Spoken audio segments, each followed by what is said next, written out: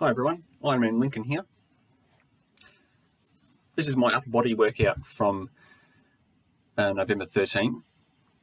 I'm starting off here with a movement which is part of a system known as dynamic neuromuscular stabilisation, and I'm going to point you towards the website www.rehabps.com, which is the website for the Prague School of Rehabilitation, where you'll find a lot of information about the origins of this dynamic neuromuscular stabilisation, or DNS.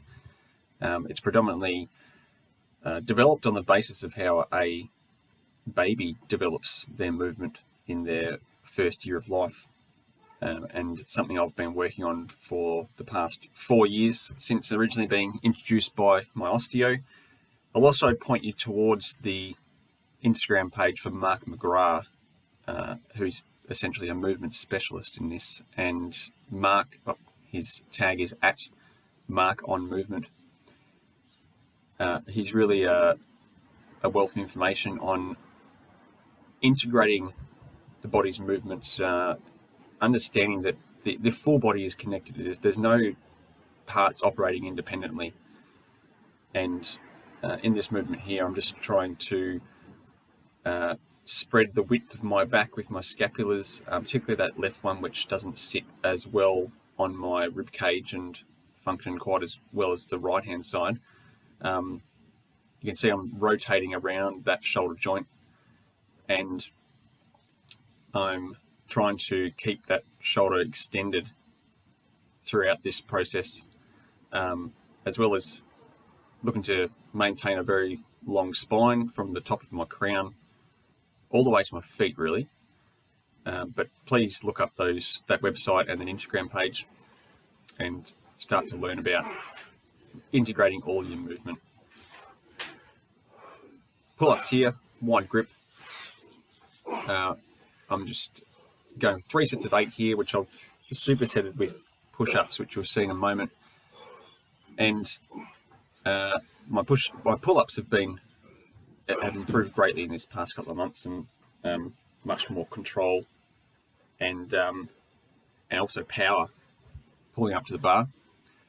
And I'm also much more stable through my entire body in doing the push-ups too. So it's doing this type of strength work is not necessarily about becoming super strong, but it's about creating some integrity to the body, and power certainly through my muscles. This is with a focus to help my swimming. It's important to note though that the DNS training focuses a lot on the use of the diaphragm, the breathing, and the use of intra-abdominal pressure. So I'm not necessarily tensing my abs when I do this exercise. I'm actually looking to expand my entire abdominal cavity using my breath and the diaphragm, which creates a greater stabilization of the entire core area, helps to stabilize the spine, but it doesn't restrict your movement as such in the same way that squeezing your abs does. So again, I really encourage you to look up the DNS information and start to learn about these sorts of things, because it really has made a massive difference to my understanding of how my body can move, and move smarter, not harder.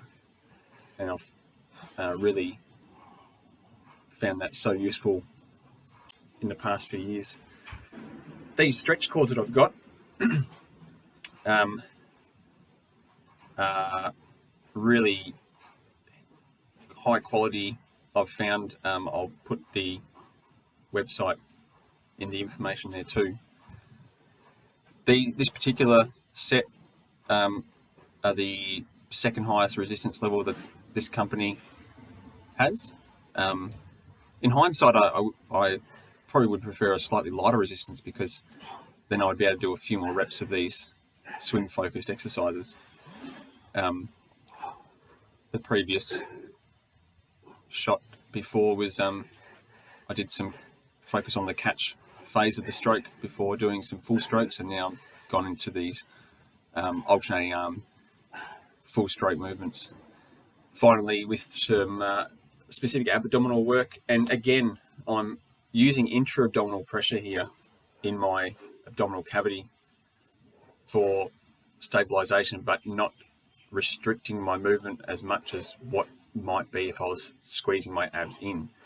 So my abdominals are doing the enormous amount of work, but they are not being completely restricted and becoming too rigid by squeezing the abs.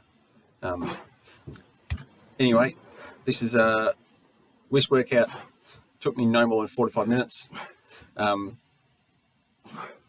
Really focusing on quantity, but check out all this information and give some of it a go.